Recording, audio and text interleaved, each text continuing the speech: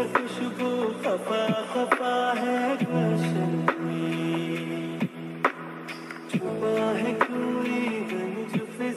আসসালামু আলাইকুম, welcome to my channel আফিন recipes and blog and also welcome by Eid blog. ঈদের পার্ট 1 আমি দিয়ে দিয়েছি, মানে সকালের পার্টটা।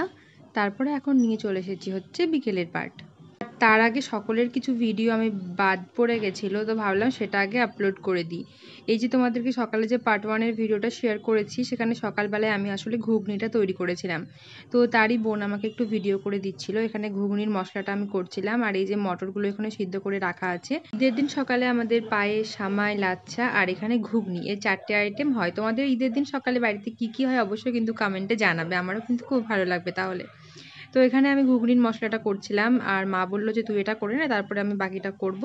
তো এটাই করতে করতে বোন একটু ভিডিও করে দিচ্ছিল। আর এই যে বোন আমাকে বলল যে তুই যে আংটিটা পরিয়েছিস ওটা দেখা, ওটা আসলে মায়ের আংটি, আমি পরেছিলাম, তাই করে একটু মানে বুঝতেই পারছো বনে বনে যেটা হয়। তো সেটা নিয়ে আমরা একটু মজা করছিলাম। তারপরে বিকেলবেলায় আমরা রেডি হয়ে গেছি, আর বিকেলবেলায় আমরা কোথায় যাব সবটাই তোমাদেরকে দেখাবো, পুরো ভিডিওটা দেখতে থাকো। বেশিরভাগ ঈদে আমরা আসলে রেস্টুরেন্ট যাই, বাট এবারে ওয়েদারটা একটু ভালো ছিল, তার জন্য ভাবলাম যে বাইরেই ঘুরবো। এত গরম হয় বাইরে, হেঁটে ঘোরার মতো পরিস্থিতি থাকে না। তো এবারে আমরা ভেবেছিলাম যে ফিল্ডে যাব। আমাদের এখানে অনেকগুলো ফিল্ড আছে, তার মধ্যে একটা ফিল্ডে আমাদের বাড়ির কাছে, তো সেখানে আমরা যাব। এই যে আমরা হেঁটে হেঁটে বেরিয়ে পড়েছিলাম। আমরা দুজনের ড্রেসটা তোমাদের কেমন লাগছে অবশ্যই কমেন্টে জানাবে। ফুল ভিডিওটা অবশ্যই দেবো, তার আগে আমরা আসলে ওখানে চলে যাই।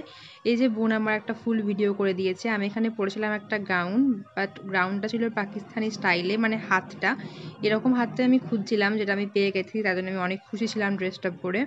আর বোন পরেছিল একটা সারারা। তো এখানে এসে আমরা আসলে ফটো তুলছিলাম।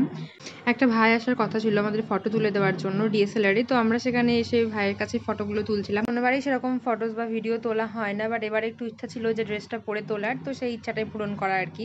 আর এদিকে ডিএসএলআর সব থাকা সত্ত্বেও কোনো পোজ না জানা আমি, তো তারপরেও মানে একটু আধটু যেগুলো দেখেছিলাম তো সেটাই আমি ট্রাই করছিলাম। এখানে ভাই আমাকে শিখিয়ে দিচ্ছিল কিভাবে ডিএসএলআরে ফটো বা ভিডিওস ক্লিক করা যায়, তো আমি এখানে খুব মনোযোগ সহকারে শিখছিলাম, কারণ আমারও ইচ্ছা করছিল দু একটা ফটো ক্লিক করতে। তো এখানে আমি শিখছিলাম যে কোনটায় কি করা হয়, তো সেটা দেখতেই পাচ্ছ আমি অনেক খুশি সেটা শেখার পরে।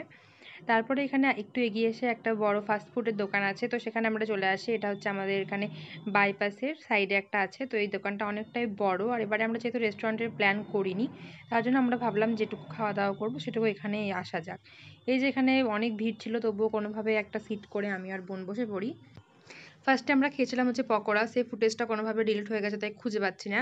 আর এখানে নিয়েছিলাম একটা মোগলাই, বাট মোগলাইটা একটাও খেতে পারিনি, তো সবটাই বাড়ি প্যাক করে নিয়ে আসতে হয়েছিল। আসলে চোখের খিদে যেটা বলে, মুখে কোনো খিদে নেই বাট চোখের খিদে।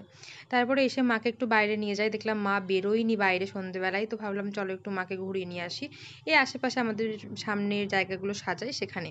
আমাদের সামনের পাড়ায় হচ্ছে মসজিদ, তো মসজিদের জায়গাটা অনেক সুন্দর করে সাজায়, দেখতে এত সুন্দর লাগে।